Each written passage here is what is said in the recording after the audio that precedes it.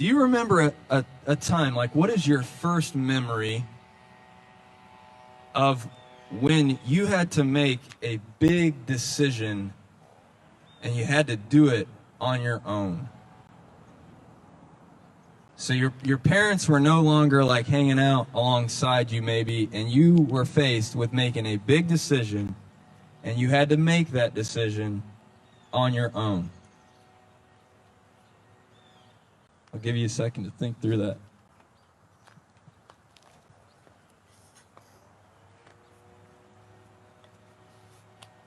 Anybody got anything? Something you can remember? What college you chose, Mandy says. Big decision indeed. You made it on your own. Anybody else? Your first memory of a time you had to make a real big decision. You had to make it on your own. It was really up to you. Career relocation. Career relocation. Buying our first house, Mo says online.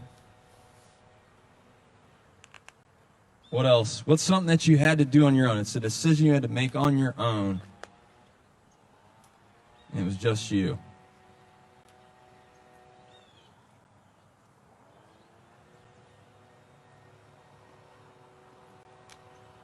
Roger Price says one word: marriage. Love and marriage. Yes, Doug, we're going to say that one today. Anybody else? You've never made a big decision on your own. Lyric has one, Ross. Lyric.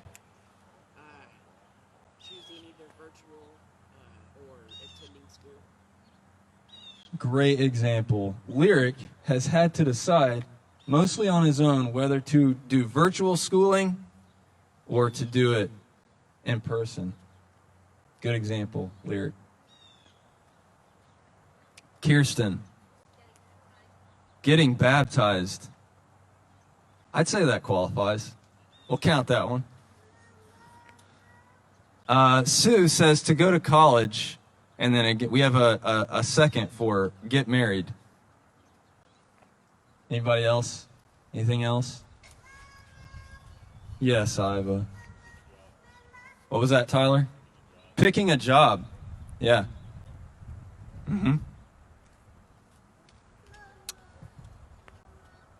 This one's a little bit more difficult. Can you remember a time, or do you have a memory of a time when it was the first time you were maybe on your own in a group? A lot of people in the group were not making good choices, either in what they were saying or what they were doing. And you were kind of caught there wondering how you would act and what you would say. I'm not asking you to share on this one because that might be pretty tough. Unless somebody feels like they can share on that one. You're welcome to.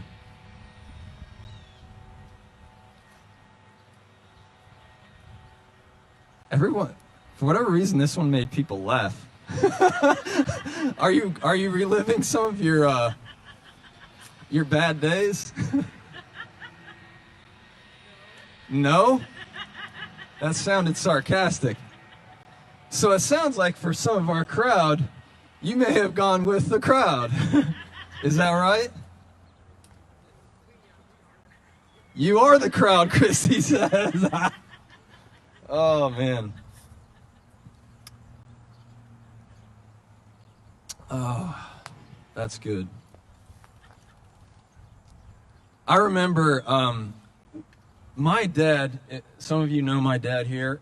My dad can be a bit stern. He would champion himself a disciplinarian. So up to a certain age, we had some pretty firm boundaries about, like what we could say, what we could do. But I remember a time when he started to let go of that control a little bit. And maybe my sister Joanne and I would have different accounts of what age that happened. because I feel like it was a little different for the two of us. But Don't start, Ross. don't start. Okay, sorry. Sorry. Okay. Um,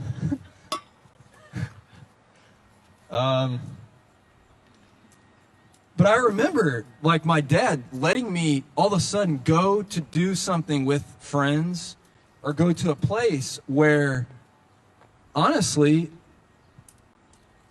I don't know if I'm going to let my son do such a thing based on what I know was happening at those places.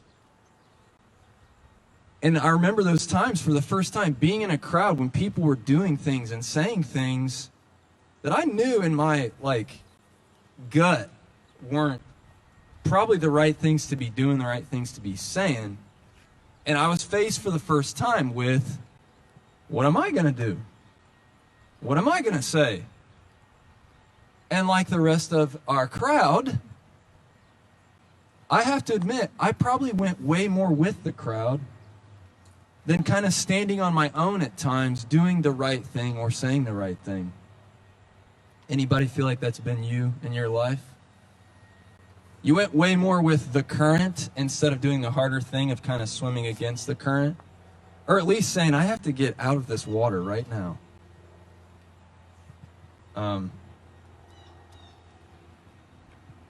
Honestly, that scares me for my 4-year-old and 1-year-old over there. Like, when am I going to, like, we joke with our son. We say, hey, bud, are you just going to live with us for the rest of your life? He's like, yep. We're like, good. Okay, good. One of these days, we're going to have to let him go make his own choices, and that's going to be a scary thing. And so we're just trying to think about, maybe we'll never do that. Maybe he'll just live with us. It looks like Iva definitely will. Look how attached she is to her mother. But here's what I want to throw out to you today. Last week, I asked on here, Doug Adams says memory loss is sometimes a blessing. Last week when I asked folks online, what is an example of something that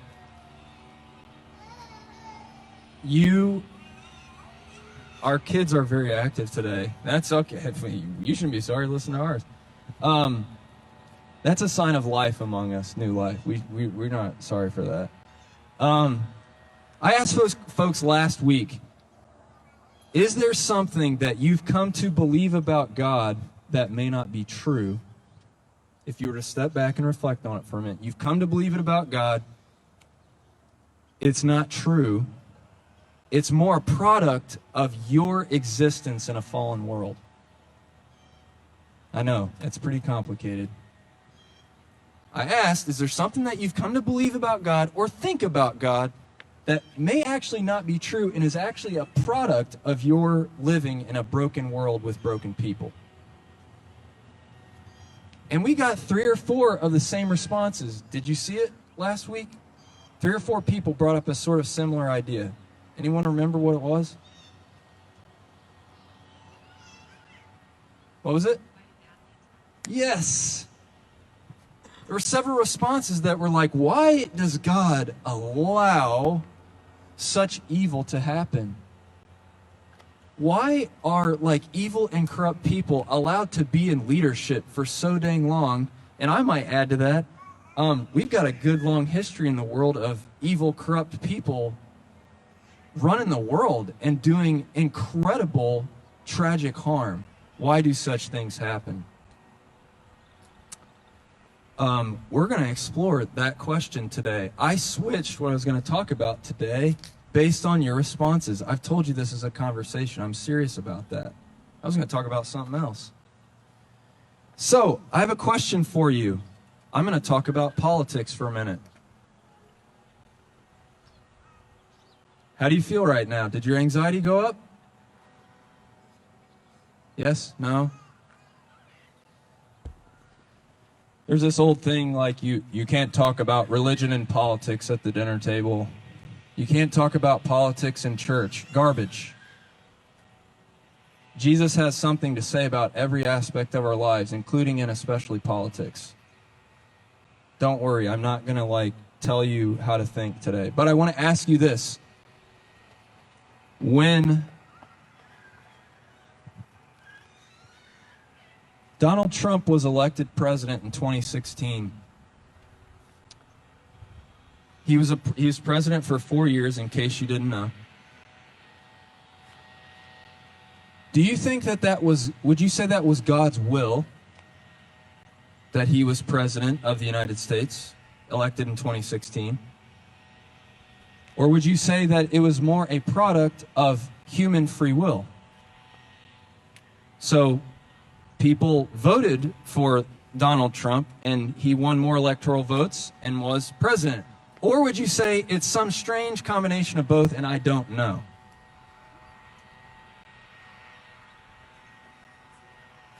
Christy says option C. Number three.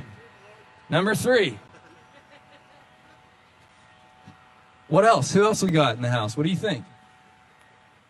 Was it God's will, a product of human free will, or some strange, mysterious combination of both? We've got a 2 in the house. Come on, don't be shy. We're all friends. We got a couple of free wills online. Anyone? Anyone else? Number 1, number 2, number 3. Are you like, there's no way I'm talking about politics in church today, Ross? Plead the 5th. All right, I'm going to flip it now. It would seem that Joe Biden has been elected president of these United States. Is it God's will, a product of human free will, or some strange, mysterious combination of both? Still sticking with C.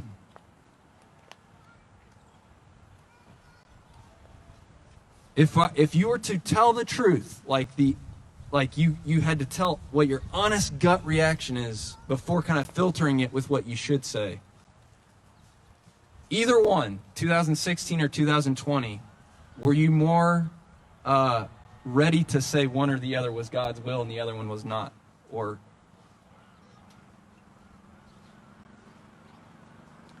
the reason I'm saying that is because I noticed on like social media and stuff, it seemed like one would be like God's will, the other one would not be.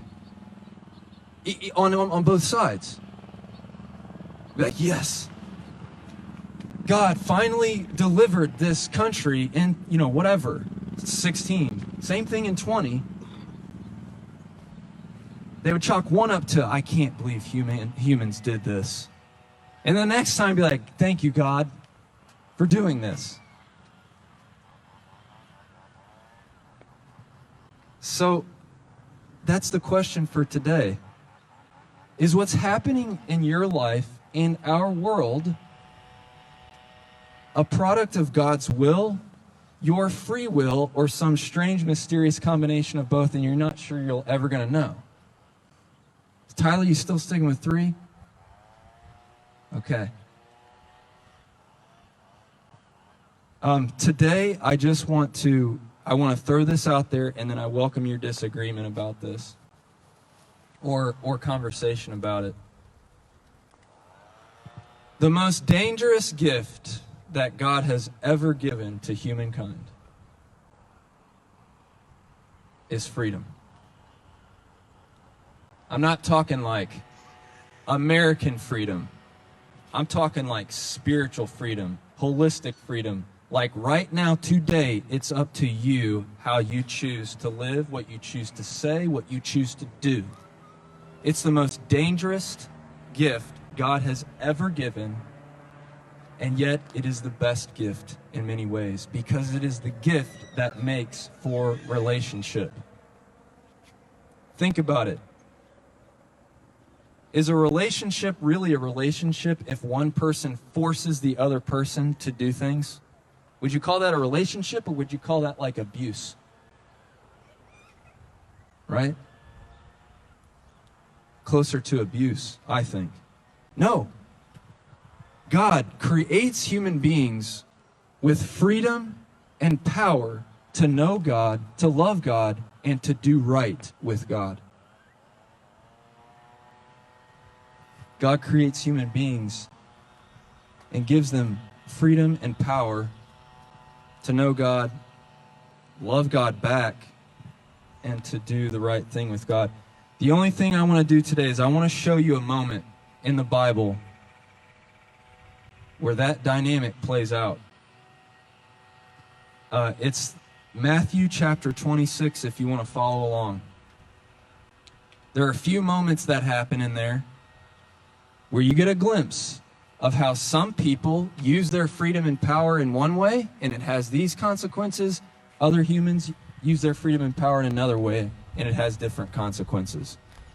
The context is, it is right before Jesus is taken into custody, before he's killed, before he's executed on the cross. By the way, really quick, an aside. If you ever hear someone on Facebook say, like, Jesus is a Republican, or Jesus is a Democrat, or Jesus would vote this way or vote that way, I guess I'm going to say this sort of gently. That's garbage too. Because Jesus was not a citizen. He enjoyed no rights of a citizen in his time. He was more like a stranger, an outcast, a member of the poverty class growing up in a ghetto, and that's where God's movement to save the world began. He ain't Republican or Democrat. He came to save the world. So, Matthew 26, if you want to follow along. It's a series of humans, it's a sequence of events where different humans choose to do things with their freedom and power. And it has certain consequences. So let's start here. If I know how to get to Matthew. Matthew is, by the way, the first account in the New Testament out of 4 accounts of Jesus' life.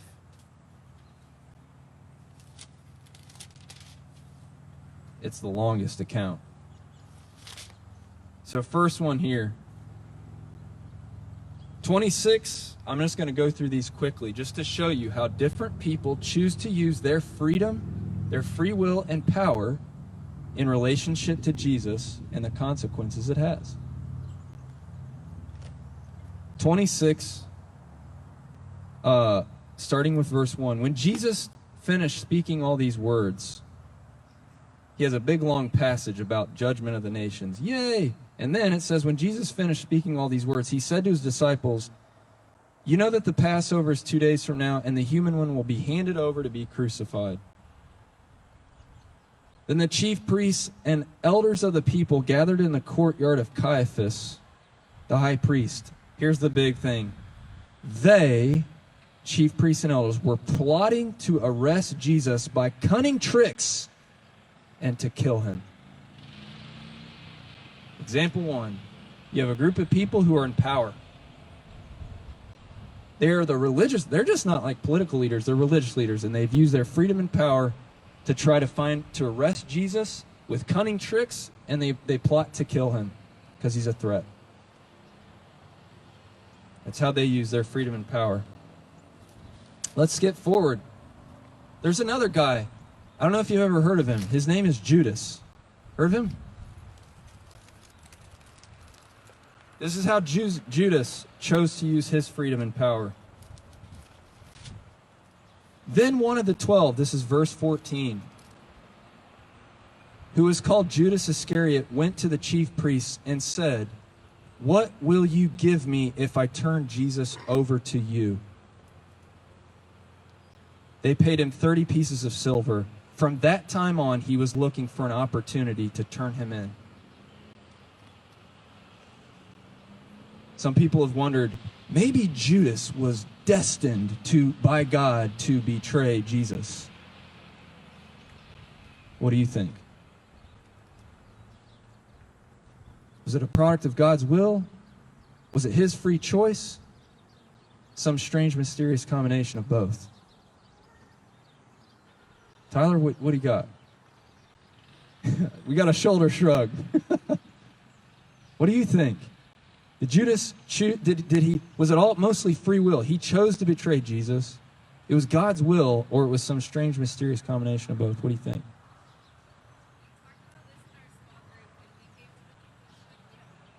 Oh.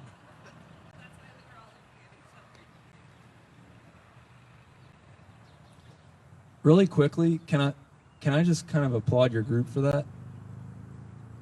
Because for me personally, I would rather somebody come out there and say, I don't know, and I'm just going to keep walking in faith, rather than saying, I know exactly why that happened. I know God's will. We got too many folks who are doing that, I think. We're running around saying they know decisively, definitively what God's will is. And it may or may not be. That's how Judas chose to do it. Go down to verse 31, 26:31. Jesus said to his disciples, tonight you will fall away because of me. It's because it's written. Is Jesus saying that it's God's will that this is happening? It's written. I will hit the shepherd, and the sheep of the flock will go off in all directions. But after I'm raised, I'll go before you in Galilee. Uh-oh, listen to this guy. Here's another guy. How's he going to use his freedom and power? Peter says, if everyone stumbles because of you, I'll never stumble. Jesus said to him, bro? Okay, he doesn't say that. He says, I assure you that before the rooster crows tonight, you'll deny me 3 times. Peter said, even if I must die alongside you, I won't deny you. And all the disciples said the same thing. And all of them scattered, just as Jesus said they would. And Peter, you know the story, he denied Jesus not once, but 3 times. And if you think denying is like small compared to betraying, go and read sometime the account of Peter's betrayal. He, with like rage and anger, denies Jesus and weeps bitterly afterwards.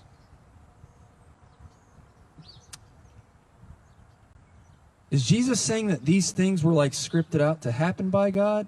Or does Jesus' character bring certain things of human character into light? Does he know what's in Peter's heart actually and says, I think I know how this is going to end up?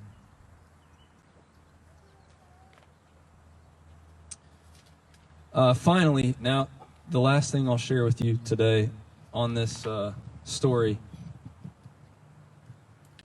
the turn we're going to make on this story is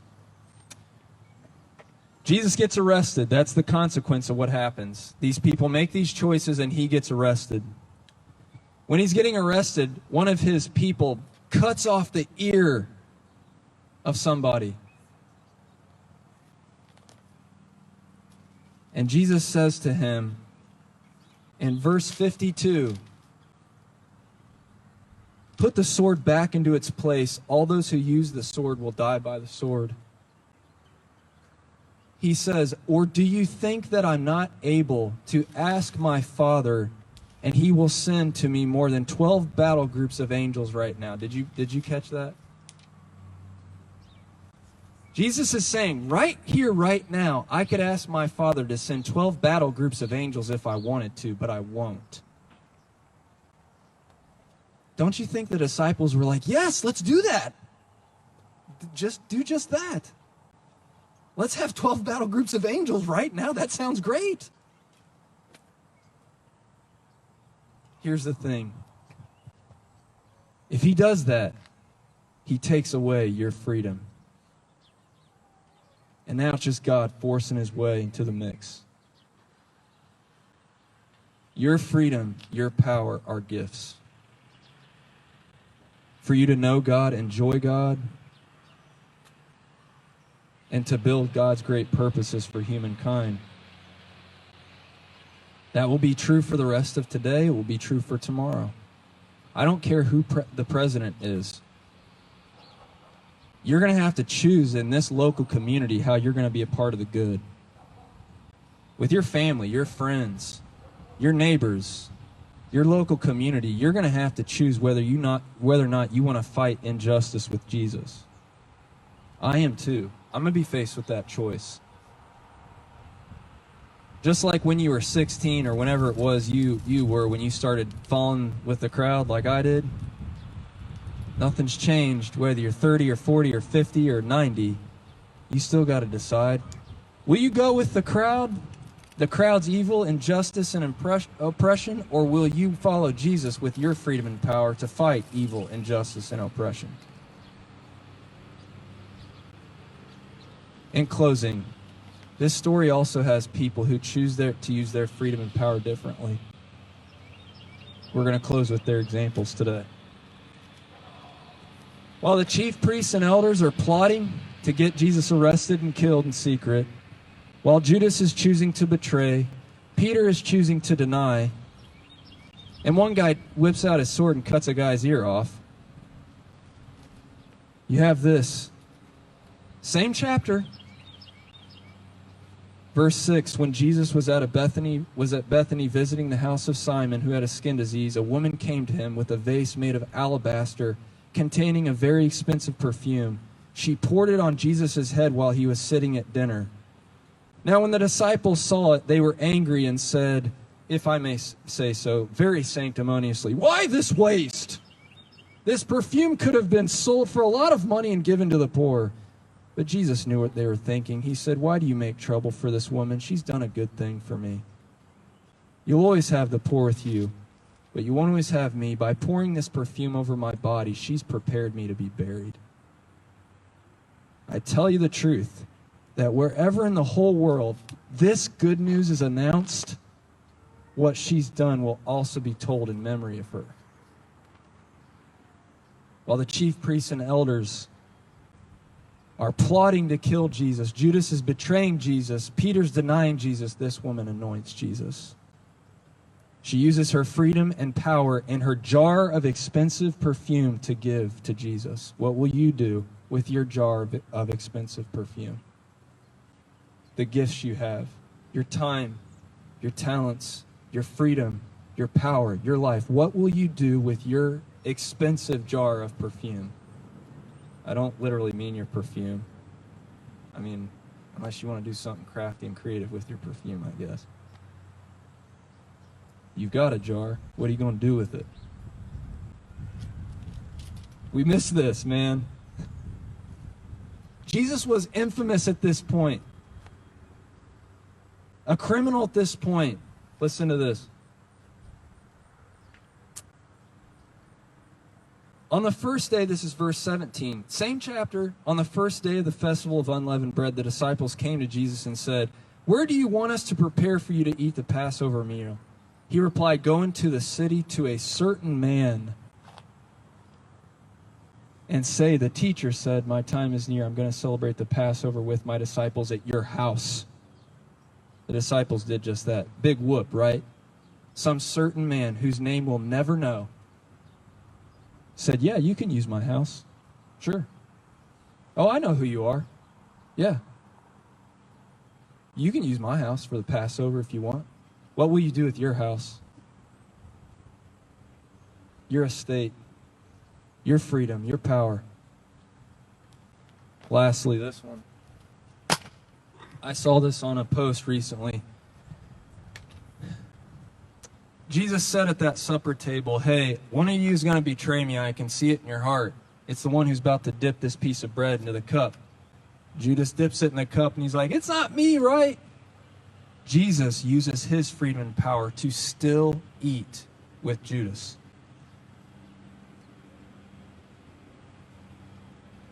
He eats with Judas anyways. What will you do with your freedom and power?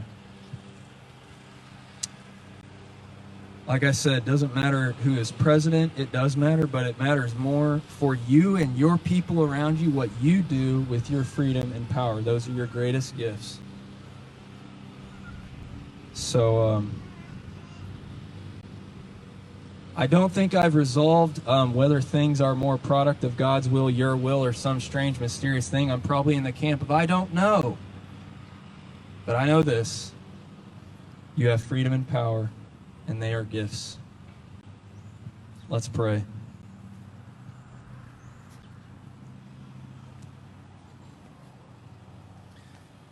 God, we thank you for the gift of this day. for the creation of this earth, for the sounds of children in our midst, for the gifts that you give us, our time, our money, our bodies, our desires, relationships, freedom, free will, and power. Help us to use that to love you, to love our neighbors, especially the vulnerable neighbors, and to love ourselves. In the name of Jesus, amen.